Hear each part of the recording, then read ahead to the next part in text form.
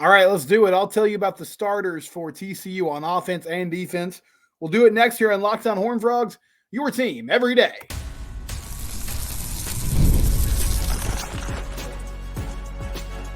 You are Locked On Horned Frogs, your daily podcast on the TCU Horned Frogs. Part of the Locked On Podcast Network, your team every day. That's right. Locked On Horned Frogs, your team every day. Energetic intro there. I felt like Rick Renner. I don't know if you guys know who that is, but he was a longtime host on Fox Sports Southwest and Bally Sports. I don't know if he still does Rangers coverage, but anyway. Subscribe to the YouTube channel. It's Locked On Horned Frogs. That's the show you're listening to. Appreciate you making it your first listen. You can also find us wherever it is you get podcasts. We're free and available on all platforms, so subscribe on your platform of choice. And today, I'm going to tell you who the starters on the offense and the defense are. And you might say, well, you're not Sonny Dykes, and you'd be correct. That's the type of intelligence and awareness that I would expect from my fellow TCU fans and alumni. But this is my projection, just based on what we know, practices in fall camp, what the coaches have said, some practice reports. This is what I feel like is going to happen when TCU takes the field against Stanford, which we're about a week and a half away from that, friends. We are getting very close to the season opener, which is super exciting, a week from Friday night. So, at quarterback, no surprise here. I've been telling you all off season long that Josh Hoover is going to be the guy. And there really wasn't a quarterback battle. I mean, he missed the entirety of spring practice. And even though Ken Seals has done an admirable job in his absence, and there's a true freshman like Haas Haney, who is very talented and who I hope to see on the field, but based on what Jamie Plunkett from Frogs Insider and 247 Sports told us on Friday's show, sounds like the coaching staff is leaning towards redshirting him, and we won't see him featured much in game action this year. But it's been Josh Hoover's job since the end of that Oklahoma game, where unfortunately the Frog season came to an end and there was no postseason. And I think this offseason they've made a point to try to build around him.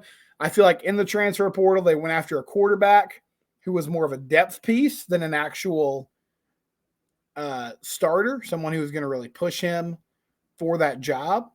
And so it's Josh Hoover's job. And I'm excited to see him play this year.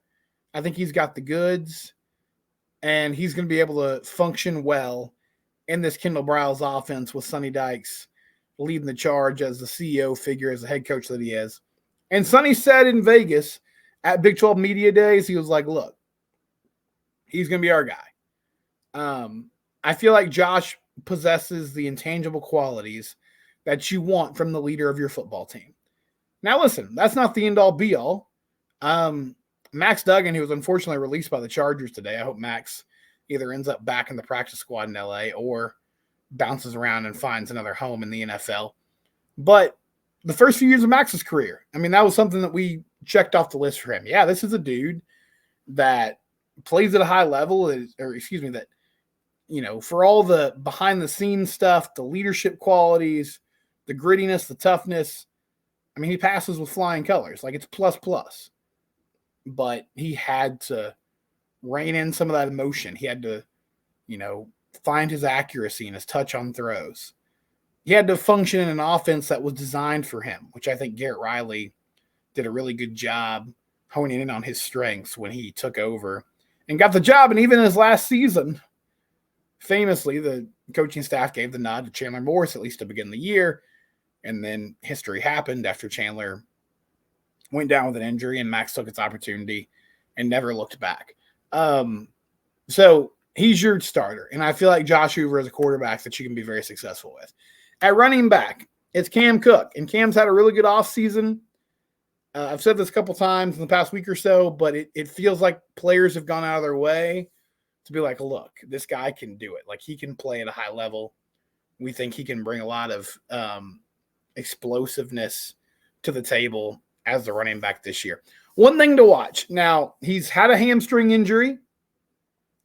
Sonny Dykes said in his media conference on Friday, he was like, this is just a sort of a load management thing. Like, if Cam needed to go, he would have gone in practice, but they felt like they had gotten him a ton of reps in the spring and in the summer, and he's, a little banged up. You want to make sure he's fresh for that game against Stanford. I do hope that he can function and practice normally for the next week or so, because even though I think he's up to the task, Cam hasn't really had a full game week as a starting running back in his career yet, in his college career, obviously.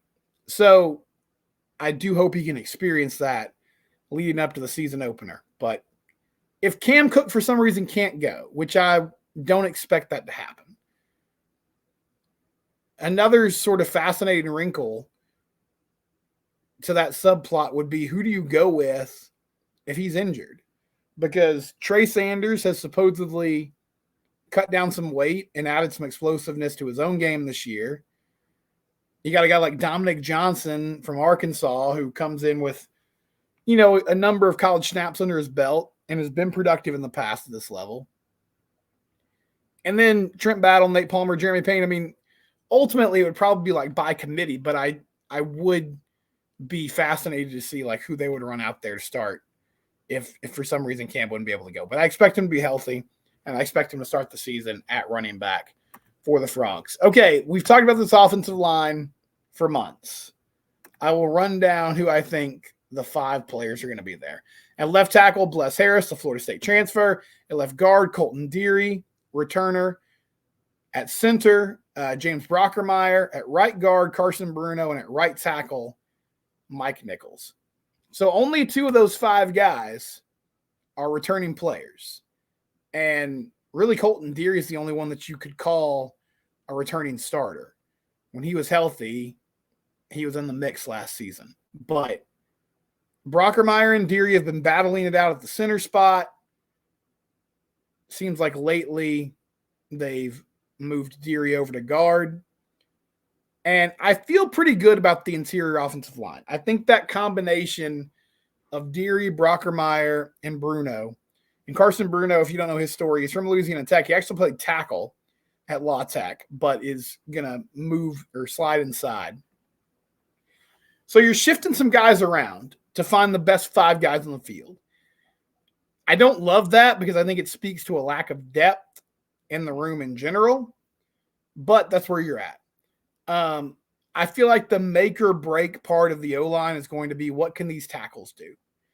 Can Bless Harris stay healthy through an entire season?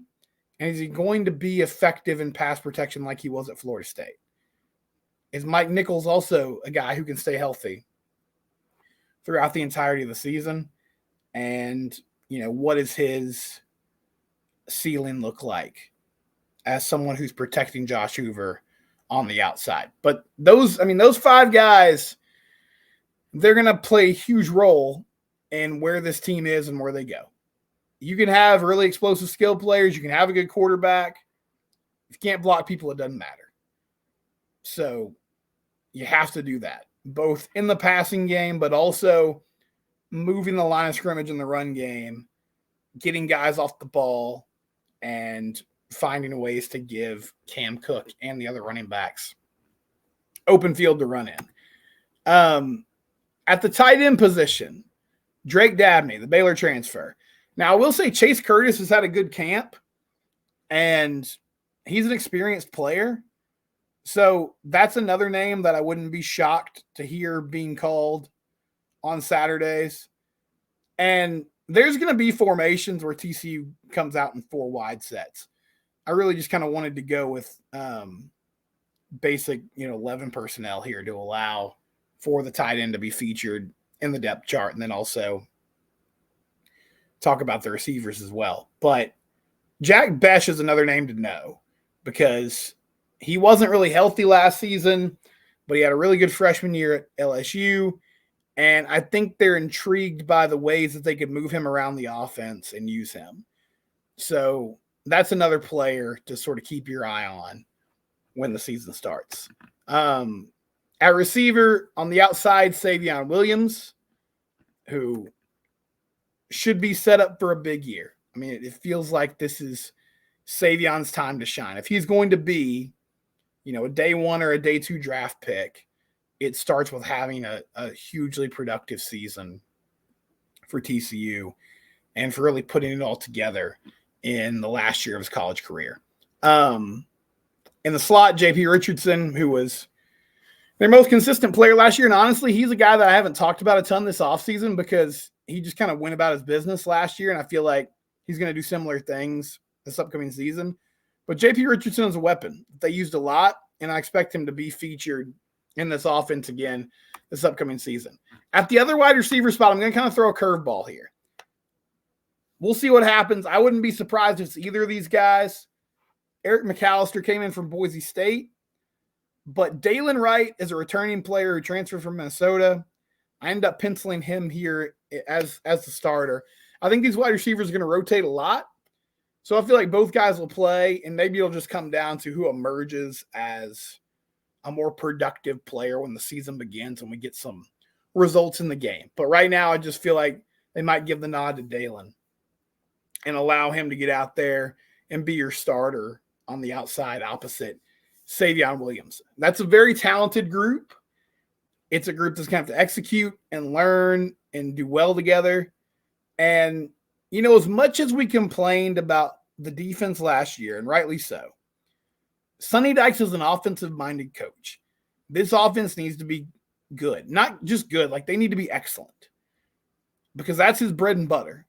And so Kendall Briles and this offensive coaching staff, they have to figure out how to get this offense to a place where they're either explosive or super efficient. You got to be one of the two. And if this team is going to be good, then the offense is going to play a huge role in that. So those are your starters on offense. On the defensive side of the ball, some new positions, a new scheme, new defensive coordinator. Which players is he looking to pencil in as starters? We'll talk about that next here on Locked On Horned Frogs, your team every day. All right, FanDuel, you love sports. So while you're listening to this podcast, you're obsessed with it. Why not try to make some money at FanDuel.com or using the FanDuel app? And it's a great time to join because you might say to yourself, well, there's not much going on right now. Major League Baseball is still happening. That's every night. College football and the NFL are right around the corner. It's the perfect time to join FanDuel. And they're giving their customers boost and bonuses on a daily basis right now. Listen to me. Every day, a boost and or bonus that allows you to have, free money essentially to play with at FanDuel.com or the FanDuel app. FanDuel is the official betting partner of Major League Baseball. It's also a proud sponsor of the Locked On Network. This is your hobby. This is your addiction. You're a sports person. Why not try to cash in a little bit on it? FanDuel.com or the FanDuel app. Check it out today. So on the defensive side of the ball, where do we stand with Andy Avalos and his defense? At defensive end, I'm going to go with Nana Afaso-Mensah as your starter, the transfer from Notre Dame. Now, I'd put him above Paul Olawale right now. I think Paul definitely, if you asked me before the spring started or the fall camp started, I would have given Paul the nod here, but he hasn't practiced a lot. So I don't know where his health is. If he's healthy, I think he's a starter. But the good news is, Nana's a guy who's played a lot at Notre Dame. He understands what's expected of him. He's a pro. You heard that a lot from Sonny and the staff this offseason. The type of transfers that they were going after. Guys that had experience at the college level, who knew what it was going to take to be good. And also just players that were going to buy in, prepare themselves well, and be ready to hit the ground running when the season started. And so he's one of those guys. I have him as a starter now. I think it could be either or, though. We'll see what happens here in a few days. At nose tackle, Timon Mitchell, the Georgia transfer in his third year at TCU. And this is the guy replacing Dominic Williams, which that's going to be a tall task. But, the good thing with this defense and the way that Coach Avalos is going to move guys around and be active and scheming one-on-one matchups for his pass rushers, there's not as much responsibility on that one spot. Now, still, you have to be good up the middle. If teams can run the ball on you, they're going to do that until you prove them wrong. until you force them to do something else. So it's still a big deal. It's not as crucial, though, as when you're in that 3-down look where that player is getting double teamed every play and it's having to fight to reestablish line of scrimmage and try to hold their ground against multiple offensive linemen. At defensive tackle, Caleb Fox. Marcus Deal might be a name to know here. It does sound like he's worked his way up the depth chart through the spring and fall, and potentially that's a guy that, I think he's going to get rotated in and out a lot. But maybe by the end of the season or the middle of the season, he ends up being your starter. I feel like they'll go with Fox for now, though, and his experience. At the stud linebacker position, Cooper McDonald, the San Diego State transfer, the coaching staff has mentioned a couple times that they really like the preparation that he's brought to the table. Sounds like he studied the playbook before he got here, knew what the expectation was, got accustomed to what TCU was going to run. And another name to know, though, is Devin Deal. He'll be kind of that number 2 guy in that stud position. And then some other players that have come up, Jonathan Bax and Marcel Brooks, athletic dudes who in a situational pass rush setting could be effective. I think they're going to rotate all those guys in and out, but it'll mainly be Cooper McDonald and Devin Deal getting the majority of those reps this upcoming season. Regardless, you have to find a way to get pressure on the quarterback. And this is the spot where you need a dude who can be disruptive, can fire off the football, and make life really tough on offensive tackles with their speed and athleticism. So excited to see what that brings. And Jamie Plunkett said on Friday there have been times in practice, at least, where they've had 2 edge rushers out there. So Deal and McDonald have been out there at the same time. I don't know how frequent that's going to be, but it's something that they've at least toyed with and sort of experimented with this offseason. At middle linebacker, Caleb Alarms or the Cal transfer. Now, I think this could end up being Johnny Hodges, but Caleb was a leading tackler at Cal, really athletic player, really physical player. And this linebacking core, a lot of responsibility on their shoulders. Coach Avalos has talked about the importance of we have to stop the run. We have to be a fundamentally sound football team that plays at a high level. This is a game. It's tackle football. You got to get people to the ground. That wasn't something that TCU did well last year, and they're going to have to do it at a high level this year to be successful. At that weak side linebacker spot, Nnamdi Obizor led the team in tackles last year. Super excited to see what Nnamdi brings to the table, and his athleticism, that ability to kind of be a hybrid player, should be something that thrives in this scheme for TCU. At safety, Bud Clark, been around forever. You get it. You know what he's great at. He's a ball hawk, incredible attitude.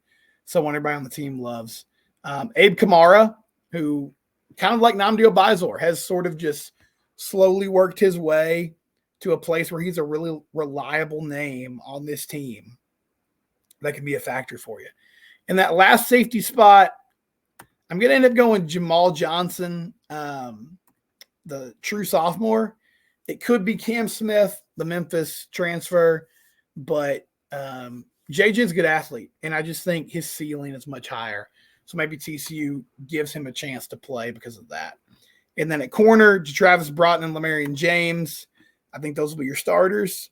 And that's where you've had a big loss with Avery Helm not being on the field. As far as the specialists go, Kyle Limmerman, Ethan Craw, that's your place kicker. Ethan Craw from Australia, the punter. And yeah, I think that's what it's going to look like when they play Stanford. I'm sure there'll be some changes here and there. We'll get a depth chart next week when Sonny addresses the media for the first time during a game week setting. And I don't think there'll be a ton of ors on there. What I mean is, sometimes coaches will be like, this player or this player could be the starter.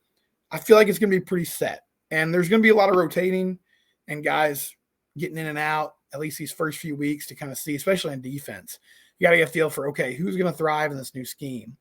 But I feel like they have a pretty good idea of who they're going to hit the field with here in a couple weeks. We come back, I'll wrap things up with a quick story. It's Locked On Horned Frogs, your team every day. One of our new sponsors, Ibata, sandals, sunscreen, snacks for the kids. What do these have in common? You're probably getting a ton of them this summer, but don't stress about the cost. Use Ibata and get cash back on all your purchases when you stock up on summer essentials. It's summertime, which means it's barbecue season. Stack up on all your favorite grilling favorites and earn cash back on every purchase when you use Ibata. So you won't have to choose between burgers or hot dogs. You can get both. Ibata is a free app that you can earn cash back every time you shop. Earn on hundreds of items from groceries, beauty supplies, even toys, so you can beat inflation no matter what you're purchasing. Other apps give you points that don't amount to much. With Ibata, you can earn cash back. You can withdraw to your bank account, PayPal, or gift cards. Simply add offers in the app, upload your receipt, and the money is yours. Right now, Ibata is offering listeners $5 just for trying their app by using the code LOCKEDONCollege when you register. Go to the App Store and download the free Ibata app to start earning cash back. Again, that code is LOCKEDONCollege. That's Ibata in the Google Play or App Store. And again, that code is LOCKEDONCollege. Before we go, I saw this from Mac Engel in the 4-Star Telegram. Chandler Morris is getting ready to start his season with North Texas. He transferred over there. Going to be playing for the Mean Green this year. And Mac was talking to him about, when did he see the writing on the wall that made him say, okay, I got to get out of here? Because he got hurt. Josh Hoover came in and he put up some good numbers, but he had some growing pains, as you would expect from any, first-year starting quarterback. And he said that the moment that stood out to him was in the Texas game last year. Josh had a rough first half. Defense, you remember, kind of kept him in the ball game, but gave up some scores toward the end of the half. He had that really bad interception. And there was some discussion apparently amongst the coaching staff in the locker room of, hey, should we give Chandler a chance here? He's healthy. He hasn't played in a few weeks. Maybe it could give us a spark on offense and allow us to, do some different things offensively. And ultimately, they decided, no, we're going to stick with Josh. And Josh had one of his better halves of football in the second half and, at least gave TCU a chance to win that ball game. And I'm really glad that they ended up doing that, because I feel like if you yanked Josh out of the game and put Chandler back in there, that would have been a real mess. It would have been confusing for him. It would have been confusing for the team. But I think that does speak to the confidence that they had in him, because even when Josh wasn't playing super well at that time, the coaching staff was still like, this is our guy. We got to get him to a place where he's playing well. We got to keep his confidence up. And so I just found that interesting that was happening behind the scenes. Like, they were actively discussing, like, okay, we need to give him another chance here to show us what he's got. Or should we just, ride it out with Josh? And that's what they ultimately decided. And now he's going to be your starter this upcoming season. So big year for him, big year for Coach Dykes and company as they try to get this team to bounce back from what was a rough year all around. Tomorrow, we'll start looking at, okay, what are the things to watch from the Stanford team? Troy Taylor in year 2 of his tenure as head coach. What is he bringing to the table? What kind of offense and defense is Stanford running? We'll get into that. That's going to be on tomorrow's episode of Locked On Horned Frogs. Thank you for making the show part of your routine today. It's Locked On Horned Frogs, your team every day.